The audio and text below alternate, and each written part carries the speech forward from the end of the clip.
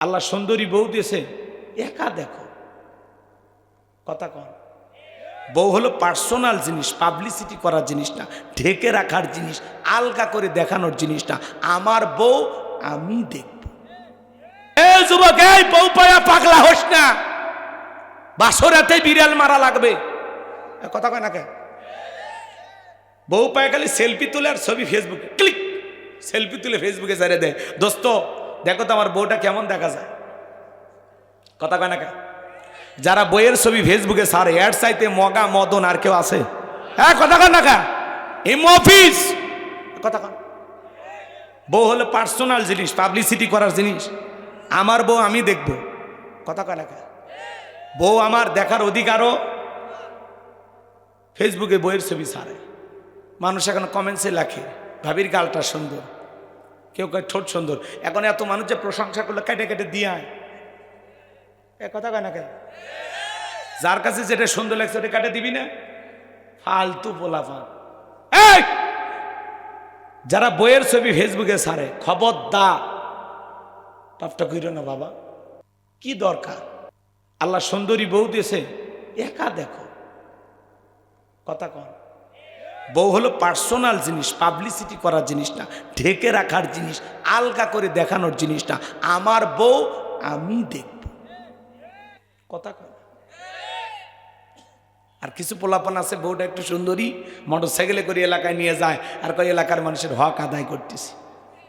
এরকম পোলাপান আছে না? না, বর্তমান তরুণ তরুণী যুবক সবার নষ্ট করছে এই মোবাইল। এই মোবাইলের ওজন কম, কিন্তু মোবাইলের মাধ্যমে পাপের ওজনটা অনেক বেশি। কথা বলে ঠিক না? এই মোবাইলে কি নাই? সব আছে। ভালো খবর আছে, খারাপ খবর আছে। যুবক যুবতী একা একা জানালা দরজা লাগায়া মোবাইলে উল্টা পাল্টা ভিডিও আছে না? না, এই মোবাইলের ওজন কম, কিন্তু মোবাইলের মাধ্যমে পাপের ওজনটা অনেক বেশি। কথা বলে ঠিক না? ঘন্টার পর ঘন্টা সময় আজকে মোবাইলে অপচয় ভিডিও দেখা মানুষ নষ্ট করতেছে। আছে না? না, আমি কি এক লাইন বলবো? রাগ করবে না? বলবো। দেশে মোবাইল আইছে, চিঠি বন্ধ হইয়াছে, দিওয়ানা বানাইছে, ভোলা মাইয়ার মনের কথা ভাসে বাতাসে। ও দেখো ভোলা পানের মন বাদা ফেসবুকে এখন, মোবাইলে চ্যাটিং কইরা কাটায় সারাক্ষণ। এই মোবাইল পাইয়া দেখো মদনের মাইয়া, এই মোবাইল পাইয়া দেখো রমজানের মাইয়া কি কাণ্ড ঘটাইছে। স্বামী সংসার আইখা নাকি পলায়া গেছে, স্বামী বাচ্চা রাইখা নাকি পলায়া গেছে। 2 বাচ্চার মা, 4 বাচ্চার মা পরকীয়া প্রেম করে আর একটা ছেলের হাত ধরে পালিয়ে যায়। যে নারী স্বামী রেখে সন্তান রেখে আর একটা পরপুরুষের হাত ধরে পালিয়ে যায়, ওটা নারী জাতির কলঙ্ক, পাষাণী ডাইনি কালনাগিনী রাক্ষসী মহিলা। কেমনে পারলি মা স্বামী রেখা বাচ্চা রেখা আর একটা ছেলের হাত ধরতে? কেমনে পারলি? তোমার কি স্বামীর মায়া হইল না? সন্তানদের মায়া হইল না? আল্লাহর ভয় কি তোমার অন্তরে নাই? কথা বলে না কেন? হাজার হাজার পরিবার আজকে এই পরকীয়ার অভিশাপে। 2 বাচ্চার মা, 4 বাচ্চার মা ভাগে যাচ্ছে। আপনাদের এলাকায় নাই? আর না, জয়পুরহাটে ঘটেনি, ভারতে হচ্ছে ভাই, এদেশে এখনো চালু হয়নি। এই জন্য মা বোনদেরকে বলতেছি, মা, পরপুরুষের কথা মিষ্টি লাগে, স্বামীর কথা তিতে লাগে। স্বামীর তিতে কথা সহ্য করো, তিতে খাইলে রোগ সারবে। পরপুরুষের কথা মিষ্টি লাগে, বেশি মিষ্টি খুঁজো না, ডায়াবেটিস বাড়বে। অন্য পুরুষ 2 দিন হঠাৎ একটু মিষ্টি কথা বলে, ওর সাথেও 6 মাস 1 বছর সংসার কইরে দেখো, এমন জায়গায় মারবে ডাক্তারকেও দেখাইতে পারবি না। কথা কোন ঠিক কিনা? কয়টা স্বামীর সংসার করছো? কয় হুজুর আমার স্বামী খুবই খারাপ। আপনার স্বামী ফিরাউনের চেয়েও খারাপ। 71 সাল থেকে আজ পর্যন্ত কয়বার বিয়ে হয়েছে? স্বামী খারাপ না? একটা স্বামীকে ভালোবেসে একটা স্বামীর মনোরঞ্জন করতে পারেন না, একটা স্বামীকে সন্তুষ্ট রাখতে পারেন না, একটা স্বামীর মন খুশি রাখতে পারেন না, আপনি তো স্ত্রী হওয়ার যোগ্যতা রাখেন না। কথা কোন ঠিক না? পাগলি। কথা কয় না কেন? সাজা লাগবে স্বামীর জন্য। সাজে হলো বিয়ের বাড়ির দাওয়াত খাবার গেলে, সাজে বাপের বাড়িতে গেলে, মার্কেটে গেলে, বিয়ে আইলে। কথা কন, বিয়ে রাগ করেন না, জানেন রাগ করতেছেন আপনারা। সাজা লাগবে স্বামীর সামনে। যে নারী রাতের বেলায় স্বামীর জন্য সাজাগোজা করে, তিরমিজি শরীফের হাদিস, শাস্তি গিয়ে যে সময়টা যাবে, নফল নামাজ পড়লে যে সব, স্বামীর জন্য সাজলেই সেই সব। সুবহানাল্লাহ কন। যাতে ঘরের দরজা খুলে আপনার চেহারার দিকে তাকায়া আপনার স্বামী যেন অবাক হয়ে যায়, পরে না চোখের পলক, কি আমার বইয়ের রূপের ঝলক। আপনার দেখে যেন আপনার স্বামী পাগল হয়ে যায়। কথা ঠিক কেনা? খুশিতে আত্মহারা হয়ে যায়। পাগলি রাগ করছেন? খুব খুশি হয়েছেন না? হ্যাঁ, এই পরকীয়ার অভিশাপে হাজারো পরিবার ধ্বংস। এই পরকীয়ার জন্য শুধু নারীরাই দায়ী না, পুরুষও দায়ী। এক হাতে তালি বাজে না। এই যুবক, এই তোমাকেই বলছি, তোমার স্ত্রীর সাথে যদি কেউ পরকীয়া প্রেম করে, মাইনা নিবা। যারা কথা কয়নি এরা মনে হয় দুর্বল। ভালোবাসা শেয়ার করবেন। আপনার স্ত্রী নাই,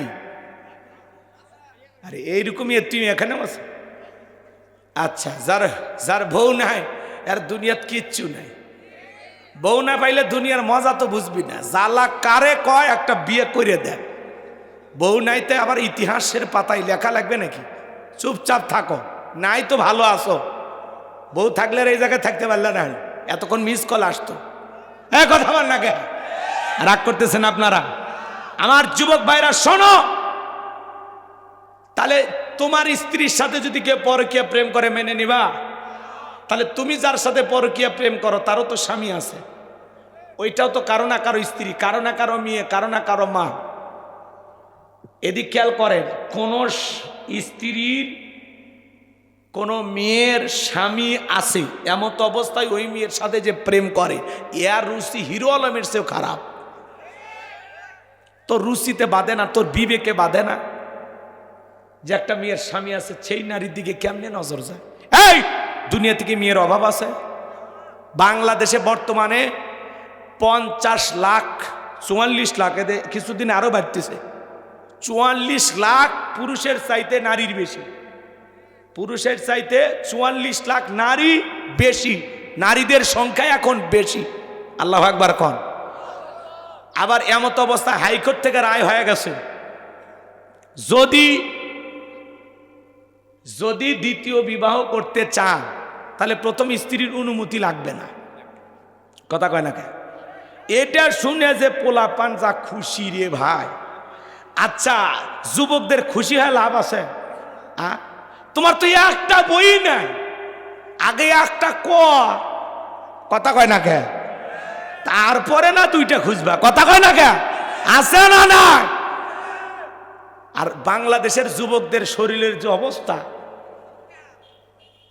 হ্যাঁ, গাঁজা মদ খায়া, নিশা করে, ইয়াবা ফেন্সিল খায়া, রাত জায়গা মোবাইলে সেটিং করিয়া, ওর জীবনে আর আছে কিছু?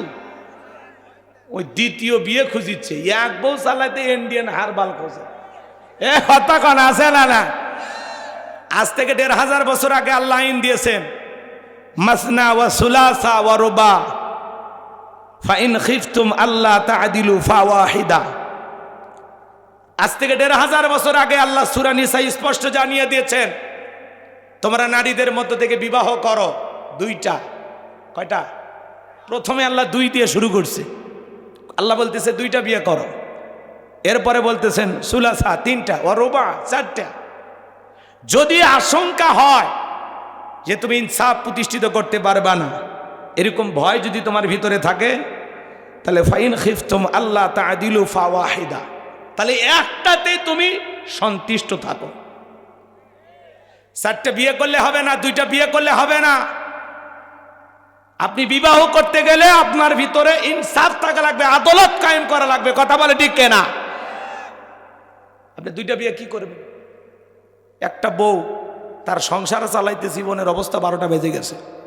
আমার এলাকায় এক মুরব্বী 4টা বিয়ে করে 4 বউ কি গার্মেন্টসে পাঠাইছে। ওরা বেতন তুলে চাচার বিকাশে পাঠায়, চাচা বাড়িতে বসে জুয়া খেলে।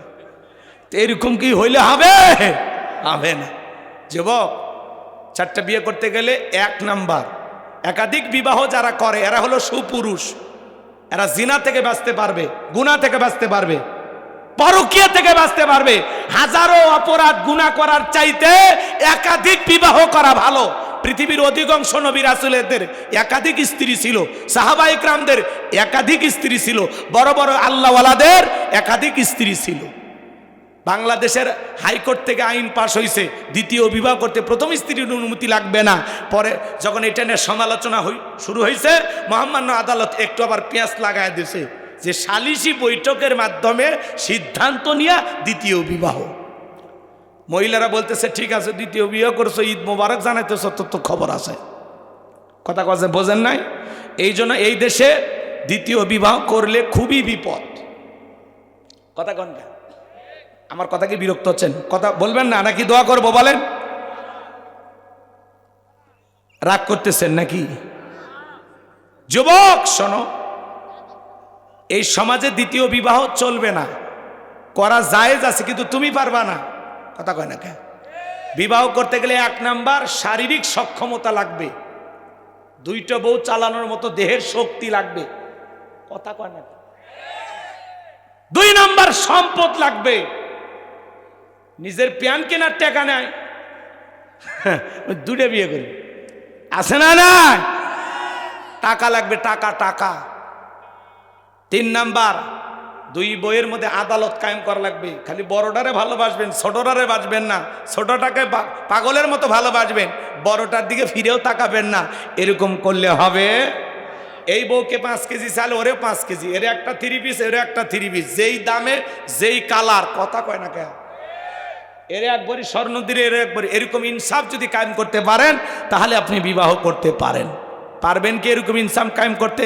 বলে হুজুর এত আমি ওই দেখতেও পারবো না, অতএব একটা নিয়েই ভালো থাকেন, একটাতেই খুশি থাকেন। কথা ক্লিয়ার? আল্লাহ যুব সমাজকে হেদায়েত দান করেন, চিল্লা এখন আমিন। তাহলে যুবক, মা বাবার মনে কখনো কষ্ট দেওয়া, পিতামাতার অবাধ্য হয়ে পালিয়ে যা বিয়ে করা যাবে?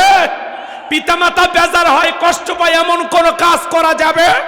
তাহলে পিতামাতার খেদমত করে তাদের মন খুশি রাখতে, তাদের দোয়া নিয়ে কারা কারা জীবন চালাতে রাজি? হাত তুলে দেখান। আল্লাহ আমার প্রত্যেকটা যুবক ভাইদেরকে পিতামাতার খেদমতকারী সন্তান হিসেবে কবুল করুন।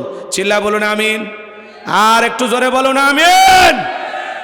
আমার ভাইয়েরা, এরপরে লোকমানে হাকিম তার কলিজার টুকরা সন্তানদেরকে বলতেছেন, ইয়া বুনাইয়া ইন্নাহা ইন তাকু মিসকালা হাব্বাতিন মিন খারদালিন ফাতাকুন ফি সখরাতিন আও ফিস সামাওয়াতি আও ফিল আরদি ইয়াতি বিহাল্লাহ ইন্নাল্লাহা লাতীফুন খাবীর।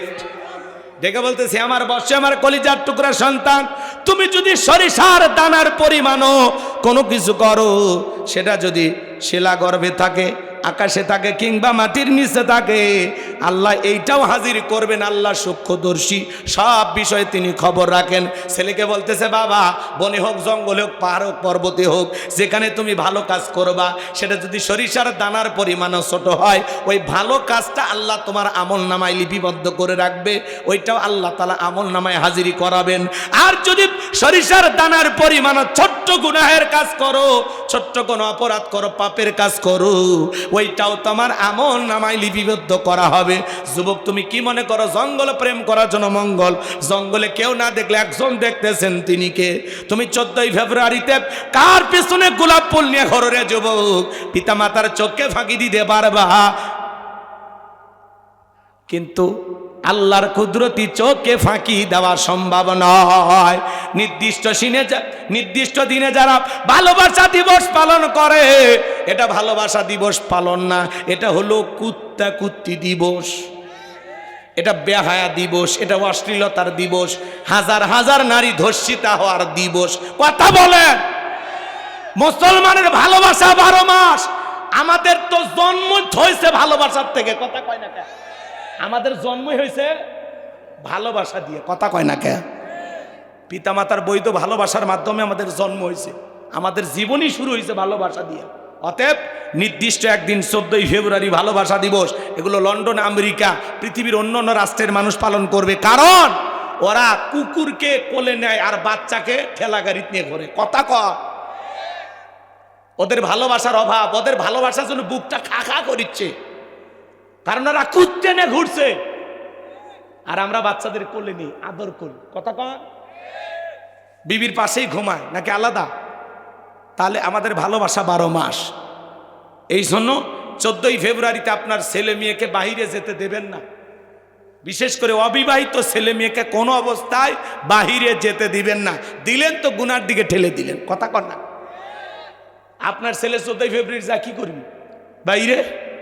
অতএব সাবধান, বিশেষ দিনগুলোতে বাচ্চাদেরকে একটু কন্ট্রোলে রাখবেন, নজরে রাখবেন। ওই দিন বলবেন আব্বু আমি তোমার সাথে যাবো, চলো আজকের দিন তোমার সাথে ঘুরবো। কথা কর না, দেখবেন ওর চাকা হাওয়া থাকবি না। কথা কর, মেয়েকে বলবেন মা আজকে আমি তোমার সাথে ঘুরবো, শেষ, মেয়ের বাহিরে যাওয়ার শখ মিটে যাবে। কথাকে বুঝাইতে পারলাম? আল্লাহ আমাদের হেদায়েত দান করেন, জোরে বলেন আমিন। ছোট ছোট বাচ্চা ভুল করে, কলম নিয়ে আসছে স্কুল থেকে, বাচ্চাকে বলেন যে বাবা না বলে কারো কলম খাতা আনবা না, এটা অন্যায়, এটা অপরাধ। কথা কন, এই যে ছোট ভুল সংশোধন করে দিলেন, ছেলেটাকে না বললে কারো গাছ থেকে আম চুরি করছে, আপনি খুশি হয়ে গেলেন যে কারো গাছের পাতা ছেঁড়ার সাহস নাই, আর তুই আম চুরি করে আনলি, ভবিষ্যতে তো বর্ডারে সব এপার থেকে ওপারে পার করবি। এরকম কি? না না, এরকম বাবা হওয়া যাবে না। ছেলেকে বলো বাবা আম কত লাগে কিনে খাওয়াবো, কারো গাছ থেকে ফল চুরি করা যাবে? পুকুর থেকে মাছ চুরি করছে, আপনি খুশি হবেন যে 2 মাসের বাজার বাঁচায়া দিলি? না, খুশি হওয়া যাবে না। ছোট ছোট ভুলগুলো সংশোধন করে দেন, তাহলে ভবিষ্যতে আর বড় ভুল করবে না। ছেলেকে বুঝান বাবা দিনের আলোতে হোক রাতার আধারে হোক, যেখানে গুনাহ করো পৃথিবীর কেউ না দেখলে একজন দেখেন, তিনি কে? এরপরে লোকমানে হাকিম বলতেছেন ইয়া বুনাইয়া আকিমিস সালাহ, হে আমার বর্ষে আমার কলিজার টুকরা সন্তান, সালাত কায়েম করো। পরিবারের ভিতরে নামাজ কায়েম করার দরকার আছে না নাই? আরে ভাই রাষ্ট্রীয়ভাবে কবে সালাত কায়েম হবে জানি না, আগে ঘরে কায়েম করেন। কথা কয় না কে? আপনি নামাজ পড়েন, আপনার বউ নামাজ পড়ে না, ছেলে পড়ে তো মেয়ে পড়ে না, মেয়ে পড়ে তো ছেলে পড়ে না, তার মানে আমার ঘরের ভিতরে তো ইসলাম কায়েম হয়নি। কথা বলেন, এই জায়গায় কি বলতেছেন? ইয়া বুনাইয়া আকিমিস সালাহ, হে আমার বর্ষ, হে আমার কলিজার টুকরা সন্তান, সালাত কায়েম করো। প্রত্যেকটা বাবার উচিত ছেলেকে নামাজের ওয়াজ শোনানো, প্রত্যেকটা বাবার উচিত ছেলের হাত ধরে মসজিদে নিয়ে যাওয়া, প্রত্যেকটা বাবার উচিত ছোটবেলা থেকে সন্তানকে মসজিদ মুখী করা। ছেলে স্কুলে না গেলে জবাব নেন, কোচিংয়ে না গেলে খবর নেন, কিন্তু ছেলেটা জহর আসর মাগরিব এশা ফজর পড়েছে কিনা খবর নেন না। কথা কর, মাও বকা দেয়, স্কুলে যাবি না ঝাঁটা দিয়ে পিটাবো, কোচিংয়ে গেলি না প্রত্যেকদিন টাকা দিয়ে পড়া, কেন গেলি না, কেন গেলি না, কেন গেলি না, জিকির করে। কিন্তু ছেলেটা জহরের নামাজ পড়লো না, একবারও বলে না জহরের নামাজ পড়লি না দুপুরে ভাত দিব না, জহরের নামাজ পড়লি না দুপুরে ভাত দিব না, বলে বলে বলে বলে বলে না। তা আপনি কিসের অভিভাবক, কিসের মা বাবা, কি দায়িত্ব পালন করতেছে? খালি জন্ম দিলে মা বাবা হওয়া যায় না, আদব শিকার লাগবে। কথা কয় না গো, এত কঠিন কথা কইলেন হুজুর, বেজার হয়েছেন না? আচ্ছা আপনার ছেলের হাত ধরে মসজিদে নিয়ে যাওয়ার সাহস আপনার নাই? ছোট বাচ্চারে ঘাড়ে করে বাজারে নিয়ে যান, ঘাড়ে করে শ্বশুর বাড়িতে নিয়ে যান, তা আল্লাহর ঘরে ঢুকতে কি সমস্যা? কথা বলেন। পৃথিবীর সফল বাবা তারা, ছেলের হাত ধরে মসজিদে নিয়ে যাবে যারা। আজকের শিশু আগামীর বাংলাদেশ, আমাদের ভবিষ্যৎ প্রজন্ম আমরা নামাজি হিসাবে গড়ে তুলবো। কারা হাত তুলে দেখেন তো দেখি, আল্লাহ কবুল করেন, চিল্লা বলেন আমিন। এইবার ছেলেকে বলতেছেন ওয়া আমরু বিল মারুফ, সৎ কাজের আদেশ দিবা, মানুষকে ভালো কাজের দিকে আহ্বান করবা, নিজেও ভালো কাজ করবা, মানুষকেও ভালোর দিকে ডাকবা। এরপরে বলতেছেন ওয়ানহা আনিল মুনকার, অসৎ কাজ থেকে মানুষকে বিরত রাখবা, নিজে অন্যায় করবা না, মানুষকে অন্যায় করতে দিবা না। গ্রামে গান বাজতেছে, 5-7 জন মিলে যা বন্ধ করে দেন। এ কিসের গান রে? আমার বোনের বিয়ে, বাবার মেয়ের বিয়ে। মুসলমানের বিয়েতে কিসের গান? এটা কি হিন্দুর বিয়া, খ্রিস্টানের বিয়া? কথা কর না। মুসলমানের বিবাহতে গান বাজনা গীত জায়েজ না হারাম? কথা বলা লাগবে ভাই, আছে এরকম আছে। ডিক ডিক আওয়াজ দিয়ে মাটি কেঁপে ফেলে দিচ্ছে। মুরব্বী যা কয় বাবা আসরে নামাজ হবে এখন, একটু আওয়াজটা বন্ধ করো। কয় চাচা বিয়ে কি প্রতিদিন হবি? চাল তো নামাজ পড়েন তো, ডিস্টার্ব করিয়েন না। চাচা কোন আসরে নামাজ পড়তেছে আর ওই বক্সের আওয়াজে চাষাও কাঁপিচ্ছে। কথা কন ঠিক কিনা? রাতের 12টা 1টা পর্যন্ত গান ডিক ডিক আওয়াজ দিয়ে মাটি কাঁপে ফেলে দিচ্ছে। এই যুবক, আজকে বক্সের আওয়াজে ডিক ডিক আওয়াজে মাটি কাঁপাইতেছো, একদিন এই মাটির নিচে তুমি যাইবা, ওই মাটিতে দিন, ওই মাটি সেই দিন তোরে কোলে নিয়ে কাঁপাবে, চাপা দিবে। কথা কয় 31st নাইট পালন করো, হ্যাপি নিউ ইয়ার পালন করো। কবরের প্রথম নাইটটা কিভাবে কাটবে একবারও ভাবলা না যে আমি কবরে কি করব। কানে ইয়ারফোন লাগায় গান শুনতেছেন, আকাশ শুনতেছেন, বক্স বাজাইতেছেন, পুরো এলাকার মানুষকে গুনাহগার বানাইতেছেন। কথা কয় না কেন? আল্লাহ আমাদের হেদায়েত দান করুক। মসজিদ কমিটি সিদ্ধান্ত নেবেন যে আমাদের এলাকার বিয়েতে কোনো গান, কোনো গীত, কোনো বক্স বাজবে না। কথা কয়, কথা ক্লিয়ার কি বুঝছেন? আল্লাহ আমাদেরকে দায়িত্ব দিয়েছেন, সৎ কাজের আদেশ দাও, অসৎ কাজ থেকে মানুষকে বিরত রাখো।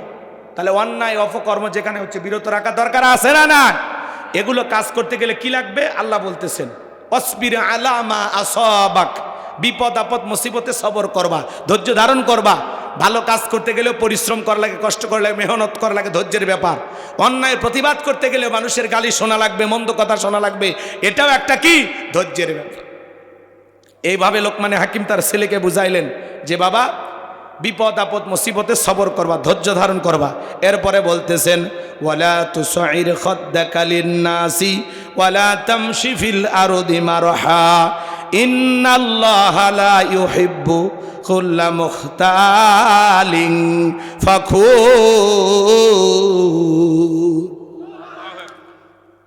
লোকমানে হাকিম ডেকে বলে, আমার সন্তান, কলিজার টুকরা সন্তান, মানুষকে তুচ্ছ তাচ্ছিল্য করবা না, অবজ্ঞা বলা করবা না। দেখেন মোটা মানুষ সেকন মানুষক ধাক্কা মারবে, চায় তোর গাওয়াত কি আছে রে, এটা বডি রে, কথা কর না কে, আছে না নাই ভাই? এই যে মানুষকে তুচ্ছ তাচ্ছিল্য করা, তোমার দেহে গোস্ত একটু ওজন সুন্দর, কে দিছে? আল্লাহ। ভাব দেখাইতেছ, মরার আগে 14 কেজি হয়ে মরবে। কথা কয়, রাগ করতেছেন আপনারা? মানুষকে তুচ্ছ তাচ্ছিল্য করা যাবে না। বেশি সুন্দর মানুষ কালো মানুষ দেখতে পারে না, এই নাইজেরিয়ান মাল। কথা কয় না? এরকম তুচ্ছ তাচ্ছিল্য করে না, অবজ্ঞা অবহেলা করে না, এগুলো করা যাবে না বাজান। এখান থেকে বেরিয়ে আসা লাগবে। সম্মানিত ভাইয়েরা আমার, নবী আমার সাহাবা ইকরামদেরকে ডেকে বলো না, আমার সাহাবীরা, একজন ব্যক্তি একটা মাছি মেরে জাহান্নামে চলে গেল, আর একজন ব্যক্তি একটা মাছি না মেরে জান্নাতে চলে গেল। সাহাবা ইকরাম ডেকে বলেন, নবী বুঝতে পারলাম না, ঘটনাটি আপনি আমাদেরকে খুলে বলেন। নবী তখন বলেন, আমার সাহাবীরা শোনো, এক দেশে এক জালেম বাদশা ছিল, রাস্তার মনে মনে প্রতিমা বানায় রাখছে। ওই জালেম বাদশার নিয়ম হলো, যত মানুষ রাস্তাতে হেঁটে যাবে প্রতিমার নামে কিছু না কিছু দিয়ে যাওয়া লাগবে। একজন ইমানদার হেঁটে যায়, জালেম বাদশার লোকেরা ডেকে বলে, প্রতিমার নামে কিছু না কিছু দিয়ে যাও। ইমানদার ডেকে বলে, না, প্রতিমার নামে কোনো কিছু দেওয়ার মতো আমার কাছে কিছুই নাই। জালেম বাদশার লোকেরা ডেকে বলে, ইমানদার, ওই যে প্রতিমার নাকের ঢোকায় মাছি পড়ে আছে, ওখান থেকে একটা মাছি মেরে নিরাপদে চলে যাও। ইমানদার চিন্তা করলো, মাছি মারলে কি এমন অপরাধ হবে? একটা মাছি মেরে নিরাপদে চলে গেলেন। কিছুদিন পরে আর একজন ইমানদার হেঁটে যায়, জালেম বাদশার লোকেরা ডেকে বলে, প্রতিমার নামে কিছু দিয়ে যাও। ইমানদার ডেকে বলে, না, প্রতিমার নামে দেওয়ার মতো আমার কাছে কোনো কিছুই নাই, আর আমি একজন ইমানদার, প্রতিমার নামে কোনো কিছু দেওয়া আমার জন্য শিরিক। কি কি? জালেম বাদশার লোকেরা ডেকে বলে, শোনো, হয় প্রতিমার নামে কিছু দেওয়া লাগবে, আর না হলে বাদশার নিয়ম অনুযায়ী দেহের কাল্লাটা ফেলায় দিব। ইমানদার ডেকে বলে, কাল্লা দিতে রাজি, আল্লাহ দিতে রাজি নাই। আল্লাহু আকবার। এইবার বাদশার লোকজন ডেকে বলে, শোনো, ঝামেলা করতে চাই না, কিছুই যদি না থাকে দেওয়ার মতো, ওই যে প্রতিমার নাকের ডোকায় মাছি পড়ে আছে, সেখান থেকে একটা মাছি মেরে নিরাপদে চলে যাও। ইমানদারকে যখন এফআর দেওয়া হলো, ইমানদার ডেকে বলে, ভাই, প্রতিমার নামে মাছি মারার মতো শিরিকও আমি করতে পারবো না। তখন এইবার বাদশার লোকেরা ডেকে বলে, হয় শোনো, প্রতিমার নামে একটা মাসি মারবা না। বলে বাদশার নিয়ম অনুযায়ী এক কোপে কাল্লা ফেলে দিব। ইমানদার ডেকে বলে, ভাই কাল্লা দিতে রাজি, আল্লাহ দিতে রাজি নাই। জালেম বাদশার লোকেরা এবার এক কোপে ইমানদার দেহ থেকে কাল্লাটা জমিনে ফেলা দিল। কাটা কাল্লা থেকে আওয়াজ আসে, জালেম বাদশারা শুনে রাখ, আমি কাল্লা দিলাম, তবুও শিরিকের কাছে মাথা নত করলাম না। নবী আমার ডেকে বলেন, সাহাবীরা শোনো, যে ব্যক্তি মাসি মেরে নিরাপদে চলে গেল, ও মাসি মেরে নিরাপদে যায় নাই, ও মাসি মেরে নিজেকে জাহান্নামে নিয়ে গেল। আর যে ব্যক্তি মাসি না মেরে কাল্লা দিয়ে গেল, সে রক্তের সাগরে ভাসতে ভাসতে আল্লাহর জান্নাতে পৌঁছে গেল। বলুন সুবহানাল্লাহ। আমার দিকে তাকান বাজান, শেষ একটা উদাহরণ দেই, এরপরে পরের আয়াতে যাব। তাই বলে আর শেষ না, কথা বাকি আছে। আমার দিকে তাকান। মনে করেন আপনার বাড়িতে জয়পুরহাট থেকে একটা ভিআইপি মেহমান আসবে, গেস্ট। সকাল থেকে আপনার বিবি রান্না করতেছে, মাছ গোছ অনেক কিছু কিনছেন, আপনি খাবারের প্লেট সাজাইতেছেন। খাবারের প্লেটটা সাজাচ্ছেন আর চিন্তা করতেছেন, ছেলেটারে বড্ড বেশি ভালোবাসি, ছোট ছেলে, আর সামান্য একটু পাতলা পায়খানা প্লেটের এক কোনায় দিয়ে রাখছেন। ভালো করে বোঝেন।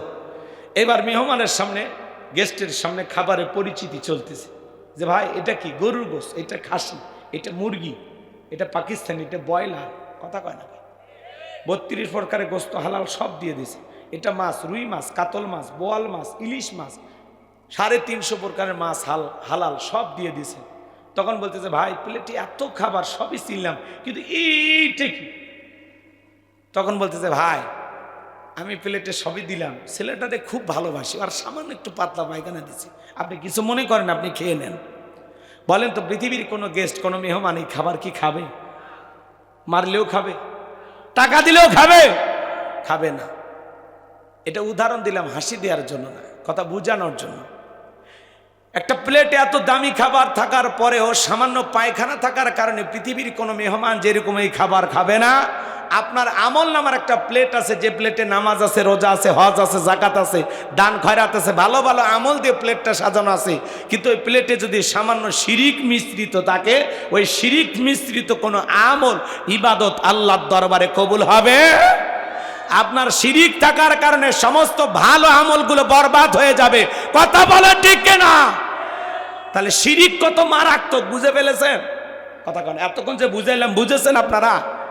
তাহলে আল্লাহর কাছে বলেন, আল্লাহ শিরিক মুক্ত ঈমান দাও। বলেন বলেন, আল্লাহ আমাদের সবাইকে শিরিক মুক্ত ঈমান দাও। চিল্লায় কোন আমিন? আর একটু জোরে বলেন আমিন। তাহলে মনের অজান্তে আমাদের দ্বারা কোনো শিরিক যেন না হয়, এ বিষয়ে আমরা অবশ্যই সতর্ক থাকবো ইনশাআল্লাহ। লোকমানে হাকিম, দেখেন লোকমানে হাকিম যখন তার ছেলেদেরকে এইভাবে পরিচয় করা দিলেন, কার সাথে?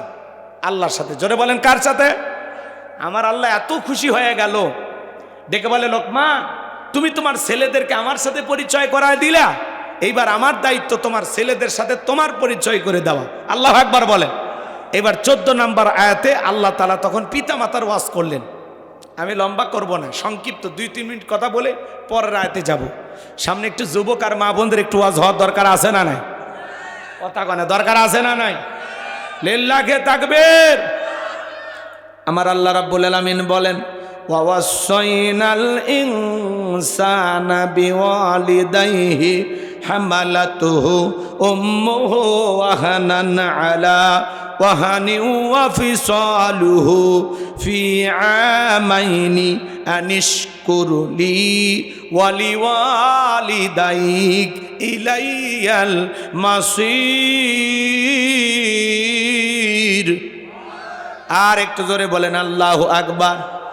আমার আল্লাহ রাব্বুল আলামিন বলেন, আমি তো মানুষকে তার মাতা পিতার প্রতি সদাচরণের নির্দেশ দিয়েছি, কারণ হলো তার মা কষ্টের পর কষ্ট সহ্য করে সন্তানটাকে গর্ভধারণ করে 2-2.5 বছর বুকের দুধ পান করায়। সুতরাং আমার প্রতি কৃতজ্ঞ হও, মাতা পিতার প্রতি কৃতজ্ঞ হও, আর তোমরা সবাই তুমি আল্লাহর দিকেই প্রত্যাবর্তন করবা। বলুন আল্লাহু আকবার। আর একটু জোরে বলুন আল্লাহু আকবার। ও চাচা কই যান? চাচি মিস কল দিছে নাকি? আচ্ছা, এত অস্থির কে আপনারা? দোয়া করব বলেন। আজকে পিতা মাতার ওয়াজ অনেকে ভালো লাগবে না, কারণ আপনি আপনার মা বাবার সাথে সুসম্পর্ক রাখতে পারেননি। এই ওয়াজ আপনার কাছে আগুনে জ্বলার মতো মনে হবে, আপনি খালি ছটফট করবেন এই ওয়াজকে। আপনার মা বাবা কত খারাপ হুজুর জানেন? আমার মা কত খারাপ আপনি জানেন? কথা কয় না কেন? কি করছে? সম্পত্তি আমারে কম দিয়েছে, আছে না নাই? আচ্ছা, কোনো পিতা মাতা যদি তার সন্তানকে সম্পত্তি কম দেয়, কাউরে বেশি দেয়, কাউরে কম দেয়, এই জন্য দায়ী কে? মা বাবা। আপনার হক নষ্ট করছে আপনার মা বাবা। কিয়ামতের ময়দানে কারা হিসাব দেবে? আপনার মা বাবা। কথা কয় না কেন? কিন্তু আপনাকে তো খারাপ ব্যবহার, তাদের সাথে খারাপ আচরণের অধিকার ইসলাম দেয়নি। কথা কয় ঠিক কেনা? কথা বোঝেন নাই? আর পিতা মাতার উচিত, সন্তান তো সবই আপনি জন্ম দিয়েছেন, সন্তান তো সবাই আপনার, তাদের হক সঠিকভাবে দিবেন। এক ছেলেরে বেশি আর এক ছেলেরে কম, মেয়েরে বেশি ছেলেরে কম, ছেলেরে বেশি মেয়েরে কম, এরকম ভারসাম্য করবেন না। কথা কয় না কেন? আল্লাহ প্রত্যেকটা অভিভাবককে হেদায়েত দান করেন। আজকে 95% ফ্যামিলিতে পিতামাতা নির্যাতন আর জুলুমের শিকার, কারো কাছে বলতেও পারে না। মা বাবার কষ্ট দেখার পৃথিবীতে আল্লাহ ছাড়া আর কেউ নাই। কথা বলেন, কথা ঠিক? মা বাবা কার কাছে অভিযোগ দেবে? কে শুনবে তাদের আহাজারি আর্তনাদ? এই যুবকের দল শুনে যাও, 5টা মিনিট আমি মা বাবাকে নিয়ে কথা বলে আমার পরের আয়াতের দিকে আমি যাব। দিল দিয়া কথাগুলো বুঝে যান বাজান, গভীর মনোযোগ দিয়ে কথাগুলো শুনে যান। এই পৃথিবীর জমিনে একজন মা সন্তানের জন্য কতটা কষ্ট করে, বর্তমান পৃথিবীর ডাক্তার গবেষণা করে বলতেছেন, সন্তান যখন মায়ের গর্ভে চলে আসে, মান 3-4 মাস খাইতে পারে না, মার বমি বমি ভাব। সন্তান আস্তে আস্তে যখন মায়ের পেটে বড় হয়, আপনি আমি মায়ের পেটে যেই জায়গাতে ছিলাম, এই জায়গাটা মাত্র 10 ইঞ্চি। সন্তানের বয়স যখন 6 মাস হয়ে যায়, মায়ের গর্ভে থাকার মতো জায়গার সন্তানের নাই, ওই 10 ইঞ্চি জায়গা পুরোটা কভার হয়ে যায়। তখন আল্লাহ তাআলা সন্তানের বয়স যখন 7 মাস 1 দিন, বর্তমান পৃথিবীর ডাক্তার গবেষণা করে বলতেছেন, তখন আল্লাহ তাআলা সন্তানের 2টা পা মার কলিজার সাথে লাগাইয়া দেয়। সন্তান 1 ইঞ্চি বড় হলে সন্তান লাথি দিয়া মার কলিজাটা 1 ইঞ্চি উপরে তুলে ধরে।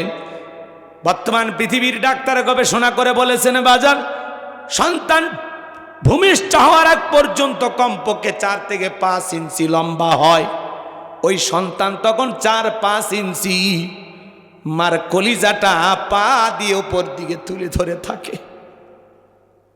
আহারে, যেই সন্তান সবচাইতে কম নাড়াচাড়া করে, ওই সন্তান মায়ের গর্ভে থাকা অবস্থায় 4,500 বার মায়ের পেটে লাথি মারে। আপনিও মারছেন, আমিও মারছি বাজান। সন্তান ডেলিভারির সময় যখন চলে আসে, 8-9 মাস যখন হয়ে যায়, মার পেটটা যখন তরমুজের মতো বড় হয়ে যায়, মা ঘুমাইতে পারে না, সারা রাত জায়গায় জায়গায় কাটায় দেয়। যে মা সারা রাত নির্ঘুম কাটা দিল রে যুবক, সারা রাত জেগে জেগে নফল নামাজ পড়লে যে সব হয়, মায়ের আমল নামায় আমার আল্লাহ সেই সব লিখে দেয়। সুবহানাল্লাহ। সন্তান ডেলিভারির সময় যখন চলে আসে, গভীর নিশীথে মা বাবার 2টা পা জড়াইয়া কান্দে। মায়ের চোখের পানিতে বাবার যখন ঘুম ভেঙে যায়, ডেকে বলে, কি ব্যাপার বিবি, এত রাত্রিবেলায় কেন তুমি কান্না করো? ডেকে বলে, স্বামী, কত মহিলা বাচ্চা জন্ম দিতে মারা যায়, আমি যদি মারা যাই আমারে তুমি মাফ করে দিও। এই নাও সংসারে চাবি বুঝাইয়া দিলাম। ও স্বামী, আমার বড় ভয় করে, বেঁচে থাকলে আবারও দেখা হবে। এই কথা বলে দুঃখিনী মা চলে যায় দাইমার ঘরে। প্রসবের যাতনায় মা দাঁত মুখ কাম ব্যথা, কি যে যাতনা, কি যে কষ্ট, দুনিয়ার মা ছাড়া কেউ বুঝবে না। নবীর এক সাহাবী মাকে কাঁধে করে নিয়ে খানায় কাবা তফ করতেছে। আমার নবী বলে, সাহাবী কাঁধে কে? বলে, হুজুর আমার মা। নবী বলে, সাহাবী, 6 বছর বয়সে আমি মাকে হারিয়েছি, মায়ের সেবা করা আমার কিসমতে জোটে নাই। মায়ের সেবা করতেছো দেখে বড় ভালো লাগতেছে। সাহাবী ডেকে বলেন, হুজুর, আমি যে আমার মাকে কাঁধে করে নিয়ে খানায় কাবা তওয়াফ করলাম, আমি কি আমার মায়ের হক আদায় করতে পেরেছি? আমার নবী বলেন, সাহাবী, আল্লাহ যদি তোমাকে কিয়ামত পর্যন্ত হায়াত দেয়, আর তুমি যদি তোমার মাকে নিয়ে এইভাবে খানায় খাবার তফ করো, তোমার মা তোমাকে জন্ম দেওয়ার সময় প্রসবের যাতনাই শব্দ করেছিল, ওই একটা শব্দের হক দুনিয়ার কোনো সন্তান আদায় করতে পারবে না। বলুন আল্লাহু আকবার। এই জন্য নবীজি বলেন, হোমা জান্নাতুকা ওয়া নারুকা, তোমার পিতামাতাই তোমার বেহেশ, তোমার পিতামাতাই তোমার দোজখ। পিতামাতা খুশি, আরশের মালিক আল্লাহ খুশি। পিতামাতা বেজার, আরশের মালিক আল্লাহ বেজার। হে যুবক, গভীর মনোযোগ দিয়ে কথাগুলো শোনো। প্রসবের যাতনায় মা দাঁত মুখ কামড়াই, যেদিন সন্তান পৃথিবীর জমিনে ভূমিষ্ঠ হবে, ওই দিন সবচাইতে বড় 3টা লাথি মায়ের পেটে মারে। কয়টা লাথি? 3টা। প্রথম বড় লাথি যখন মারে, সন্তান এতদিন যে প্যাকেটের ভিতরে ছিল, যে কভারের ভিতরে ছিল, এই কভারটা ফেটে যায়। এরপরে আর একটা জোরে লাথি মারে, তৃতীয় লাথিটা এত জোরে মারে বাজার, মা সহ্য করতে পারে না। মাথার বুক কামড়াই, চোখের পানি ছেড়ে দিয়া কাঁদে, গুমরে গুমরে কাঁদে। বর্তমান পৃথিবীর ডাক্তার গবেষণা করে বলতেছেন, বাজান, সন্তান ভূমিষ্ঠ করতে গিয়ে মা 1.25 কেজি থেকে 2 কেজির মতো রক্ত শরীর থেকে ঢেলে ফেলে দেয়। সন্তান যখন দুনিয়াতে আসে, কত মা জ্ঞান হারায় ফেলে। ওই সন্তানের ওম্মা ওম্মা কান্নার আওয়াজ যত দ্রুত মায়ের কানে পৌঁছাবে, তত দ্রুত মা সুস্থ হবে। মার যখন জ্ঞান ফিরে আসে, ডেকে বলে, কই আমার সোনা মানিক, আমার কোলে দাও। মা সন্তানকে কোলের মধ্যে নিয়ে, সন্তানের চেহারার মধ্যে মায়ের অন্তরে আল্লাহ এত মায়া, এত মমতা, এত ভালোবাসা দিয়েছে। সন্তানের চেহারা দেখার সঙ্গে সঙ্গে মা ডেকে বলে, বাবা, তোর চেহারাটা দেখার পরে এতদিন গর্ভে রাখার কষ্ট, প্রসবের যাতনা, আমি মা সব তোর চেহারাটা দেখা ভুলে গেলাম। বলুন সুবহানাল্লাহ। হে যুবক, যে মা নিজে না খায় তোমার আমার মুখে খাবার তুলে দিল, ওই মায়ের সাথে বেয়াদবি করা যাবে না, কষ্ট দেওয়া যাবে না। হে যুবক, আজকে ডায়েরিতে লেখা রাখো 2026 সাল 14ই জানুয়ারি। আমি গুনাহগার, যা বলে যাই দিল দিয়া কথাগুলো শুনে যাও, আর ডায়েরির পাতায় লিখে রাখো, তুমি যেই পরিমাণে তোমার মা বাবাকে কষ্ট দিবা, তোমার সন্তান ওই পরিমাণে কষ্ট একদিন তোমারেও ফেরত দিবে। কথা কয় না? তুমি মা বাবার সাথে ভালো আচরণ করবা, তোমার সন্তানও ভালো আচরণ করবে। তুমি তোমার মা বাবাকে বাড়ি থেকে তাড়ায় দিবা, একদিন তোমার সন্তানও তোমারে তাড়ায় দিবে।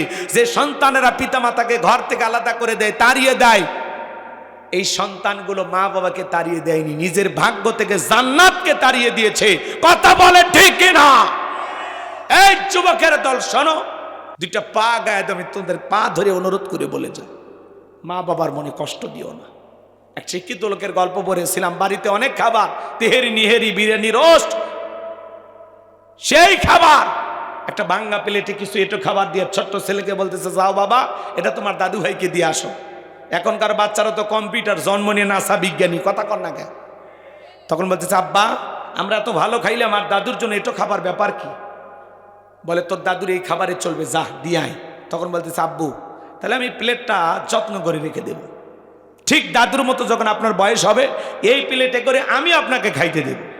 শিক্ষিত মানুষ, বিবেকের দরজা খুলে গেছে, ভাঙ্গা প্লেটের খাবার ফেলে দিয়া সন্তানকে বুকে জড়ায় বলে, বাবা, কলেজ বিশ্ববিদ্যালয়ে যা শিখতে পারি নাই, আজকে তোর কাছে তাই শিখলাম। এবার বাবাকে নিচে স্টোররুমে ফেলায় দিছিল, সেখান থেকে 3 তলায় নিয়ে যায়া বাবারে গোসল করায়া, নতুন জামা পরায়, আদর যত্ন করতে লাগলো। বিবি তখন বলতেছে, বৃদ্ধ মানুষটাকে আবার ওপরে তুললেন কেন? ভাই চুপ কর, আজ থেকে আমরা যা খাবো বাবা তাই খাবে, আমরা যা পরবো বাবা তাই পরবে, আমরা এই রুমে ঘুমাবো, পাশের রুমে বাবা ঘুমাবে। বাবার সাথে যদি করিস বাড়াবাড়ি, 1 2 3 পাঠায় দেবো বাপের বাড়ি। কথা বলে ঠিক কিনা? এরপরে বলতেছেন, ওয়ালা তামশি ফিল আরদি মারহা, অহংকার করো না, দাম্ভিকতা করো না। তুমি কি পারবা পা দিয়ে জমিনটাকে ভাড়ায় ফেলতে? পারা যাবে? যারা অহংকার করে আমার আল্লাহ তাদেরকে পছন্দ করে, যারা অহংকারী তাদেরকে আমার আল্লাহ ভালোবাসে। অহংকার আল্লাহর গায়ের চাদর, যারা অহংকার করে তারা আল্লাহর গায়ের কুদরতি চাদর নিয়ে টানাটানি করে। অহংকার গোলাম হিসাবে, মানুষ হিসাবে আমাদের শোভা পায় না। অহংকারের একমাত্র মালিক আল্লাহ। কথা বলে ঠিক না? ও চাচা, এই একটা দুটো আপনাদের আমেজ, এই ওয়াদা, এই সাইজ, আল্লাহ বক্তা শ্রোতা সবাইকে হেদায়েত দান করুন। আগে জবান ঠিক করেন, পরে ওয়াজ করবো নি আর একদিন বেঁচে থাকলে। ও আখিরি দাওয়ানা আলহামদুলিল্লাহি রাব্বিল আলামিন। চাচা দোয়া দোয়া, মা বোনদেরকে আল্লাহ আমল করার তৌফিক দান করুন। সবাই যতটুকু আলোচনা হয়েছে আল্লাহ সবাইকে এর উপরে আমল করার তৌফিক দান করুন। কারো কিছু বলার নাই না বাবা? আল্লাহুম্মা আমিন। রব্বানা যালামনা আনফুসানা ওয়া ইল্লাম তাগফির লানা ওয়া তারহামনা লানাকুনান্না মিনাল খাসিরিন। বাড়াহত উত্তরপাড়া জামি মসজিদের উদ্যোগে প্রথম অধিবেশন কলেজার টুকরা যুব সমাজ কর্তৃক আয়োজিত আজকের তাফসিরুল কোরআন মাহফিলের শ্রদ্ধাভাজন সভাপতি আলহাজ নুরুল ইসলাম বাবাজিকে কবুল করেন। আলহাজ মোহাম্মদ আব্দুল কুদ্দুস মোল্লাকে কবুল করেন। আলহাজ মাওলানা বাড়ি মণ্ডল আল্লাহ প্রধান অতিথি, ওনাকে কবুল করেন। আলহাজ মোহাম্মদ হবিবুর রহমানকে আল্লাহ কবুল করেন। আলোচনা করেছেন আমার কলিজার ভাগিনা হাফিজ মাওলানা শেখ আবু ইউসুফের কণ্ঠ আল্লাহ দ্বীনের জন্য কবুল করে নাও। দূর দূরান্তে থেকে যত নারী পুরুষ কোরআনের তাফসীর শোনার জন্য ছুটে এসেছে, আল্লাহ সূরা লোকমানকে সামনে রেখে আমি শুকরিয়া নিয়ে আলোচনা করেছি, শিরিক নিয়ে কথা বলেছি, পিতামাতার খেদমত নিয়ে সামান্য একটু হালকা নাড়া দিয়েছি, এরপরে গোপনে পাপ থেকে বেঁচে থাকার জন্য কিছু কথা বলেছি। যে 12টি উপদেশ দিয়েছেন তার মধ্যে বেশ কয়েকটি সামনে তুলে ধরিয়েছি। আল্লাহ যতটুকু আলোচনা হয়েছে আল্লাহ এই তাফসীর বুঝে বাস্তব জীবনে বক্তা শ্রোতার সবাইকে আল্লাহ আমল করা তৌফিক দিয়ে দাও, শিরিক মুক্ত আমল করা তৌফিক দাও, সবাইকে 5 ওয়াক্ত নামাজে বানায় দাও, মা বোনদেরকে নামাজি বানায় দাও, পর্দা করা তৌফিক দিয়ে দাও, স্বামীর খেদমত করা তৌফিক দিয়ে দাও, তাদের দাম্পত্য জীবনকে হযরত আলী আর ফাতেমার মতো ভালোবাসা দিয়ে আল্লাহ ভরপুর করে দাও। আল্লাহ তাআলা আজকের মাহফিল বাস্তবায়ন করার জন্য লাইটিং মাইটিং পোস্টার ব্যানার ডেকোরেটর ভাইরা সহ যারা যেভাবে সহযোগিতা করেছেন আল্লাহ সকলের সহযোগিতা কবুল আর মঞ্জুর করে নেন। এ দানে উসিলা করে কোটি কোটি টাকার মালিক বানায় দেন, দুনিয়া আখিরাত ইজ্জত সম্মান বাড়ায় দেন। আমরা যারা হাত তুলে ধরেছি অনেকের মা নাই বাবা নাই, ইতিম বানায় কবরে চলে গেছে, আদরের আব্বা আম্মার কবরে এর সবটুকু পৌঁছায় দাও, পিতামাতার কবর জান্নাতের বাগান বানায় দেন। রব্বির হামহুমা কামা রব্বায়ানি সগীরা ওয়া রব্বির হামহুমা কামা রব্বায়ানি সগীরা। আমাদের আত্মীয় স্বজন কবরে যারা চলে গেছে তাদেরকে আপনি মাফ করে দেন, তাদের কবরগুলো জান্নাতের বাগান বানায় দেন। এই গ্রামে এলাকার আশেপাশে যত বাচ্চারে পুকুর পাড়ে মসজিদের আশেপাশে রাস্তার ধারে যত কবরস্থান আছে সমস্ত কবরবাসীর কবর আযাবগুলো মাফ করে দাও, কবরগুলো জান্নাতের বাগান বানায় দেন। আল্লাহ গভীর নিশিতে তাহাজ্জুদের সময় দোয়া করি মালিক আজকের মাহফিলে নগদে বাকিতে যত মানুষ টাকা পয়সা দান করেছে তোমার ঘরের জন্য, নারী পুরুষ তরুণ তরুণী যুবক যুবতী যারা যেভাবে দান করেছেন আল্লাহ সকলের দানগুলো কবুল আর মঞ্জুর করে নাও। এ দান উসিলা করে কোটি কোটি টাকার মালিক বানায় দাও, দুনিয়া আখিরাতে ইজ্জত সম্মান বাড়ায় দাও। যে বাড়িতে খানা খাইলাম বসলাম ওই বাড়ির উপর খাস রহমত বরকত নাজিল করেন। যে যুবকেরা কষ্ট করে যোগাযোগ করে তামান্না ভাই সহ আল্লাহ যারা আমাদেরকে এই মাহফিলে বাস্তবায়ন করার জন্য দাওয়াত এনেছেন আল্লাহ আমার ভাইদেরকে আল্লাহ কবুল করেন, হায়াত বাড়ায় দেন, জিন্দিগির গুণগুলো মাফ করে দেন, দুনিয়া আখিরাতে ইজ্জত সম্মান বাড়ায় দেন। আল্লাহ তাআলা আজকের মাহফিলে যত মানুষ আমার সাথে হাত তুলে ধরেছেন, কত দাড়ি ফাঁকা মুরব্বীরা, যুবকেরা, হাজী সাহেবের আলেম ওলামারা, মা বোনেরা সহ যারা যেভাবে হাত তুলে দোয়া চাইতেছেন আল্লাহ যার যা মনের বাসনা পূরণ করে দাও। আর আমাদের মধ্য থেকে যার হাত দুখানা পছন্দ হয় সে হাতের বদলতে আজকের দোয়াকে কবুল আর মঞ্জুর করে নাও। তামাম পৃথিবীর মুসলিম উম্মাহকে হেফাজত করো, ফিলিস্তিনি মুসলমানদের বিজয় দাও, বাংলাদেশের মসজিদ মাদ্রাসা কবুল করো, হক্কানে উলামা ইকরামদের কবুল করো। আল্লাহ এই জমিনকে কোরআন আর ইসলামের জন্য কবুল করে নাও। আল্লাহ এই জমিনকে কোরআন আর ইসলামের জন্য কবুল করো। আল্লাহ এই জমিনের শান্তি ফিরাইয়া দাও। আল্লাহ এই জমিনের শান্তি ফিরাইয়া দাও। আল্লাহ চরমসকে একটাবার দেখতে চাই কোরআন দিয়ে দেশটা চলে কেমন দেখা যায়। আল্লাহ এই জমিনকে কোরআন আর ইসলামের জন্য কবুল করো। আল্লাহ একটা বার আমরা দেখতে চাই, 54 বছরে অনেক কিছু দেখেছি, একটা বার আমরা কোরআনের রাষ্ট্র দেখতে চাই। আল্লাহ এই আশা আপনি আমাদেরকে পূরণ করে দেন।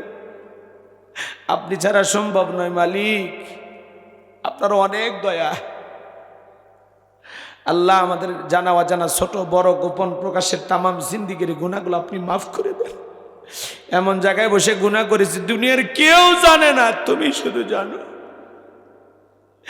তুমি যদি মাফ না করো আমরা কার কাছে যাব মালিক?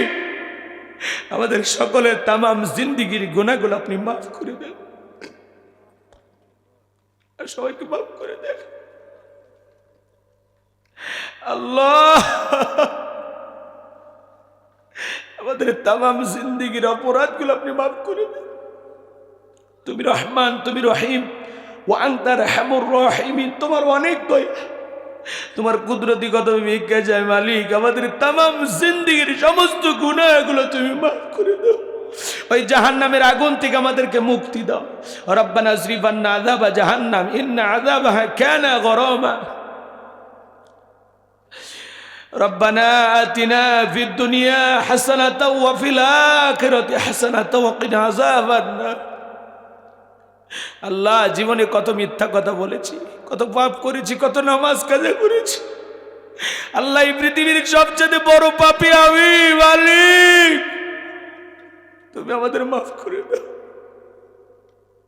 আল্লাহ আমার যুবক ভাইরা যে আয়োজন শুরু করেছে, আল্লাহ প্রত্যেক বছর দেশ বরণ আলেম নিয়ে এসা এই ময়দানে কোরআনের তাফসীর করার তৌফিক দিয়ে দাও। প্রত্যেকটা যুবকের ঈমান খালিদ বিন ওলীদের মতো বানায় দাও। আল্লাহ জীবনে একটাবার সোনার মক্কা মদিনায় যাওয়ার সুযোগ আমাদেরকে করে দিও। আল্লাহ যে মাসে মরণ দিব মাসটা যেন রমজান মাস হয়, যে দিনে মরণ দেওয়া দিনটা যেন জুমার দিন হয়। নামাজের সিজদারত অবস্থায় মৃত্যু দিয়ে, কোরআন পড়তে পড়তে মৃত্যু দিয়ে, ইসলামকে প্রতিষ্ঠিত করার জন্য রাজপথে জীবনটা বিলানোর তৌফিক দিও। সুবহান রাব্বিকা রাব্বিল ইজ্জাতি আম্মা ইয়াসিফুন ওয়া সালামুন আলাল মুরসালিন আলহামদুলিল্লাহি রাব্বিল আলামিন।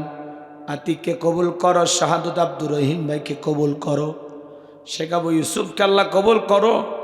আল্লাহ আমার মিডিয়ার ভাইদেরকে এই কথাগুলো সঠিকভাবে প্রচার করার তৌফিক দিয়ে দাও।